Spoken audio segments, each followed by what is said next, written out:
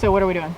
So we are transplanting a Japanese maple, Reuben Japanese maple that we've had for 8 years. 2015. 8 years. Yeah. So we've had it for 8 years, but it's only been in this spot. This is it right here. It's only been here for 3 years. 3 years. And it did most of this growth the past 3 years, honestly. That's right. It was about half the size. And it's supposed to be a dwarf, I think, or dwarf-ish. Yeah, in its original location at our other house, it was in much more shade, and and it just wasn't growing. It grew a little, but not much. And it would have, it was in a lot of shade. So this is in about 7 hours of sun where we have it right now. We're actually going to move it to more sun, where it's more 7.5 to 8 hours. We're in zone 7 to 8, B to 8A. Yeah. So right now, so that means we're in the winter. If you can't tell, we're in the winter, and this is the time to move it because it is dormant, and our ground does not freeze. So because of those two things, this is a good time to move it. If we were in a more northern zone, we would wait until probably late March or April, whenever the buds actually swelled and the ground was no longer frozen, but before the buds actually turned into leaves. Is when you would move it. Well, and we're moving it just because it's a little bit too close to where we want to add an addition to our house. Yeah, so we're just going to move it just a little bit. Oh, and I already have a hole dug. That's really important. I've learned this lesson before. Always dig your hole first, and then dig up your tree. Once the tree is out of the ground, we're kind of fighting how long the roots have before they dry. So you want to keep the roots moist or wet. You don't want to let them dry out or they will start to die. So it's kind of that little challenge of trying to get it as quickly as possible over to it. And gently. And then also we're going to be digging it up with digging fork. Yeah, so we have pitchforks. I have learned those just break to this. And you'll see me using... digging fork. It is like metal the whole way. Right, and I'm going to be using the digging fork a lot and 4x4s for leverage. And you'll kind of see me working on that. This tree will most likely weigh 100 to 200 pounds is my guess once it's out of the ground with its roots and all the dirt. Yeah, all the dirt. It's going to be kind of heavy. And what we've done here, you can't see it right now, but I'll show you. It has, we've used timber or trees that we cut down on the property. We've used them to line the high side because everything's on a slope here. So that should make it kind of easier for getting it out of the ground. That's what we're doing, transplanting a tree.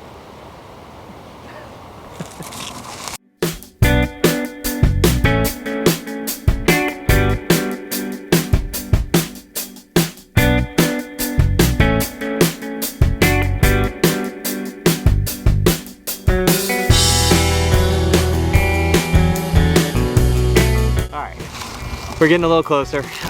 So the roots are really strong too. This one's been in there for a while. So what I'll have to do, I'm gonna do as much as I can with the digging fork. It's starting to make noises like it wants to break, the digging fork does. I really don't want to break it again. So I think what I'm gonna try to do, I've done this before where I got some 4x4s. I don't know if I have any long ones left, but if I have an 8-foot 4x4, I'm gonna try to get it underneath the Japanese maple, and then I'm gonna use it as the lever, and then I'll put some other 4x4s for leverage, and then push down on it to get out of there so I don't break my tools. So that's about it. We'll see. But it's going pretty well. It's only been a few minutes, and I'm already starting to almost get it. It's getting hot though.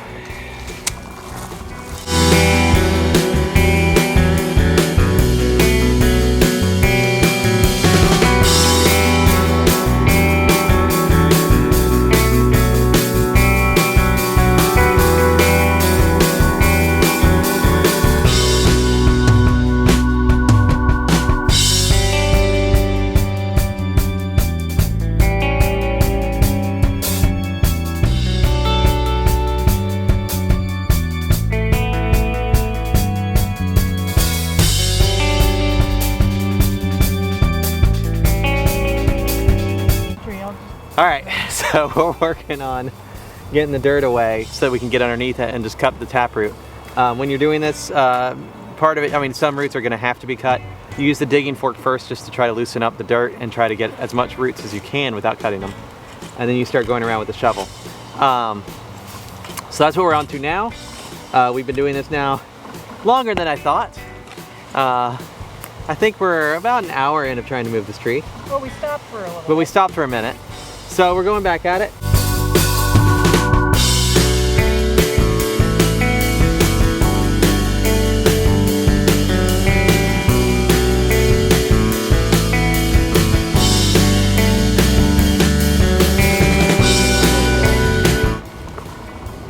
We're going to use a garden cart to move the tree, how many feet like?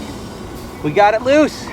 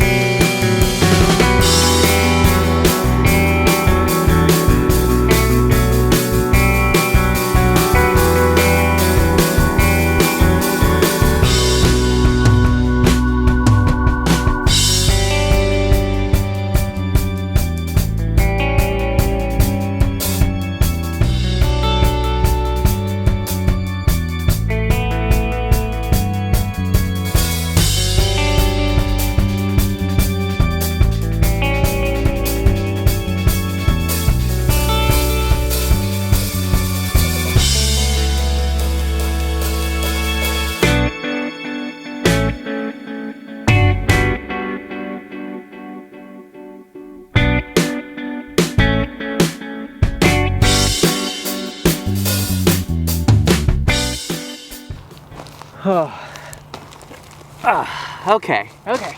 So. That wasn't the worst. That wasn't the worst.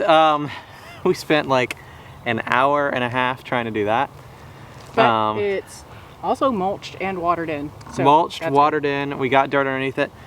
Important stuff we didn't point out, just in case anybody cares. We want to have, this is the root flare here. That's the actual term for it, is a root flare. So that's a root flare. You want to have this root flare exposed, and you don't want to have mulch over it. So if you ever see like volcanoes where the mulch is going way up the tree, that's bad for the tree. You want to have it a little bit pulled away. Well, and this one, since we had planted it 3 years ago, we had already gotten the root flare out, unburied from the dirt. Typically when you get a Japanese maple, or pretty much most trees, the root flare isn't necessarily exposed from the grower. They're focused on just growing thousands at a time. And they like pile mulch on top, and then the roots and then the mulch turns into dirt, and then they get just buried. So you have to find the root flare. Find the root flare. Some trees don't have root flares, like camellias. I've never found. I think I found on one camellia a root flare. Okay. So you may not find it, but essentially it's when you start seeing roots coming out of the tree. That's about the root flare. It is what it sounds like. Root flare. Anything else? We made it straightish. Yeah, well, we reversed the direction of the tree. So this was the original front of the tree when we planted it at the other house.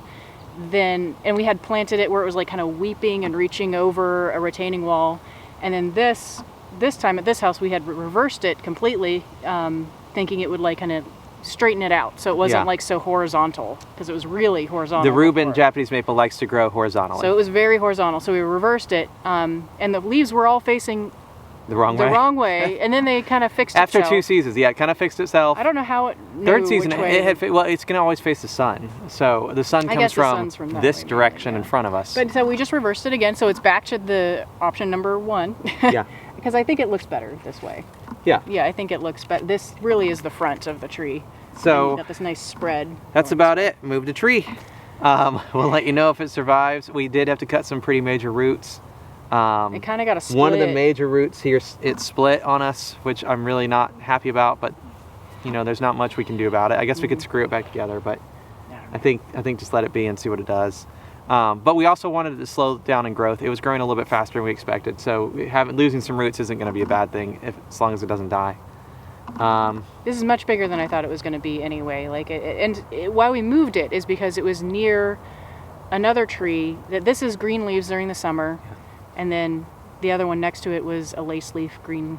Though when we had it in the front of our house for a year when it was in a grow bag, because this is what people do, when we had it in there, it was yellow in the front. The leaves were more sun. Were like a chartreuse yellow-green all year long. Yeah, it's beautiful. So Reuben's, I'm pretty sure it's supposed to be part shade. I mean, it's got in the front. It was getting 8 to 9 hours. It's got that lovely pink foliage. It's the first to leaf out in the spring and has this lovely salmon pink color leaf, and then it turns to green. Hopefully over here will be a little bit more sun too. Well, that's my alarm. That's We've it. got to get going. Thanks for watching. We are, let's tell them. So they haven't seen us in a while. Because this is probably, I'm going to post this probably before the other one. Okay. So, hey, I'm Spencer, this is Anna. Yep. And hi. you haven't seen us in 8 years. So thanks for watching. If you can, comment, or definitely like, but comment, and let us know that you enjoy our content. Japanese maples and conifers, it's part of what we do. I'm going to say it's not the main thing. We mostly are going to be building structures pretty soon. We try to go in a modern vein, though we're probably going to do a shed in a Japanese tea house style. Is that right? Mm-hmm. Yeah. So that'll be pretty soon. And the reason why we were moving this tree is because it was going to be too close to a future possible structure. So that's why we'll have to show you that. That's going to be pretty neat. Oh, it's excited. It's going to be a neat one. It's going to be super modern. All right. So like, subscribe, Yeah. comment, please. Yeah. Let us know what you think. All right, guys. Bye.